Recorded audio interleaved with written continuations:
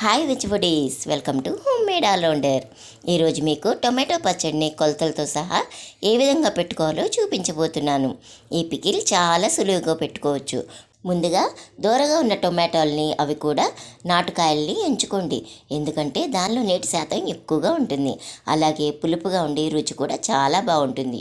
వాటిని శుభ్రంగా కడుక్కొని తుడుచుకోండి. తర్వాత వాటిని ముక్కలుగా కట్ చేసి పెట్టుకోండి.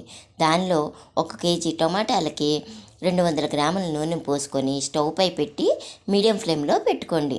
నేను ఇక్కడ 3 కేజీల టొమాటాలను తీసుకున్నాను. అందుకే 3 సార్లుగా కొలిచి పోస్తున్నాను. చూసారా, నాటుకాయలు కాబట్టి వాటర్ కంటెంట్ ఎంత బాగా వచ్చిందో. ముక్కలు ఉడికేంత వరకు మధ్య మధ్యలో కలుపుకుంటూనే ఉండండి. ఎందుకంటే ముక్కలన్నీ సమానంగా మగ్గుతాయి. అలాగే త్వరగా కూడా కుకింగ్ అవుతాయి. ముక్కలు మగ్గిన తర్వాత స్టవ్ ఆపే ముందు 1 కేజీ టమాటాలకు 300 గ్రాముల ఉప్పుని పోసి ఒకసారి బాగా కలిసేలా కలుపుకొని స్టవ్ ఆపేయండి.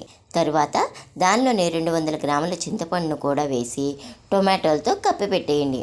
దీనిని రాత్రంతా వదిలేసి తర్వాత రోజు మిక్సీ పట్టుకోండి. ఇలా చేస్తే పచ్చడి రుచి మరింత పెరుగుతుంది. టొమాటోలు తక్కువ ధరలో ఉన్నప్పుడు పెట్టుకుంటే మనం నిల్వ పచ్చడి కూడా రెడీ చేసి పెట్టుకోవచ్చు. పచ్చడి చాలా కాలం పాటు నిల్వ ఉండాలంటే కొలతలు కరెక్ట్గా ఉండాలి. అందుకే ఆంధ్ర పచ్చళ్ళు అంటే అందరూ ఇష్టపడతారు. ఈ పచ్చళ్ళు అంటే ఎవరికైనా సరే నోరూరాల్సిందే. సరే, ఈలోగా మనం కారం సిద్ధం చేసుకుందాం. 1 కేజీ టొమాటాలకి 250 గ్రాముల కారం తీసుకోవాలి. అలాగే 20 గ్రాముల వెల్లుల్లి రెబ్బలను కూడా రెడీ చేసి పెట్టుకోండి. వెల్లుల్లి వేయడం వల్ల బాడీకి చలవ చేస్తుంది అంటారు. చాలామంది టొమాటో పచ్చడి వేడి చేస్తుంది అంటారు.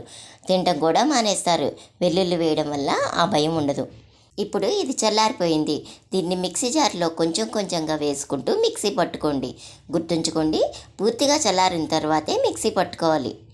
దీన్ని మిక్సీ పట్టుకున్న తర్వాత దానిలో మనం ముందుగా సిద్ధం చేసి పెట్టుకున్న కారాన్ని కొంచెం కొంచెంగా వేసుకుంటూ మిక్సీ పట్టుకోండి. కారం కూడా మిక్సీ పట్టిన తర్వాత దానిలోనే కొన్ని వెల్లుల్లి రెబ్బలను కూడా వేసి మిక్సీ పట్టుకోండి. ఈ విధంగా కొంచెం కొంచెంగా మిక్సీ పట్టుకున్న పచ్చడి మొత్తాన్ని ఒక బౌల్లో వేసుకొని పికిల్ మొత్తాన్ని సమంగా కలిసేలాగా చక్కగా కలుపుకోండి. ఈ పచ్చడి మొత్తాన్ని జాడీలో స్టోర్ చేసుకుంటే చాలా కాలం పాటు నిల్వ ఉంటుంది.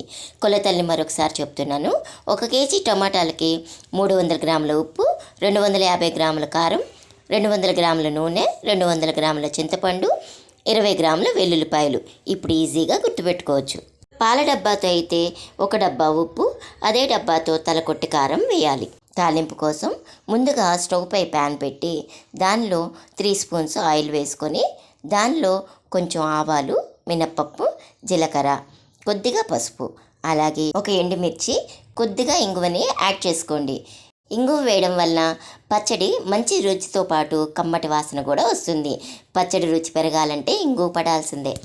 తాలింపు వేయగాక దానిలో మనకి కావాల్సినంత పచ్చడిని వేసుకోవాలి. తాలింపు మొత్తం పచ్చడికి పట్టేలా బాగా కలుపుకోండి. అంతే, మనం ఎంతగానో ఇష్టపడే టొమాటో పచ్చడి రెడీ. మీకు ఈ టొమాటో పికిల్ నచ్చిందా? ఇవే కాదు, మరిన్ని రెసిపీస్ కోసం, కొత్త కొత్త వెరైటీస్ కోసం మా ఛానల్ని వాచ్ చేస్తూ ఉండండి. మా ఛానల్లో ఇవే కాకుండా ముగ్గులు కూడా ఉంటాయి. పద్మ ముగ్గులో దాదాపుగా 180 రకాలు ఉన్నాయి. ఇది కనుక మీకు నచ్చినట్లయితే లైక్ చేసి షేర్ చేయండి. మా ఛానల్ని సబ్స్క్రైబ్ చేయండి.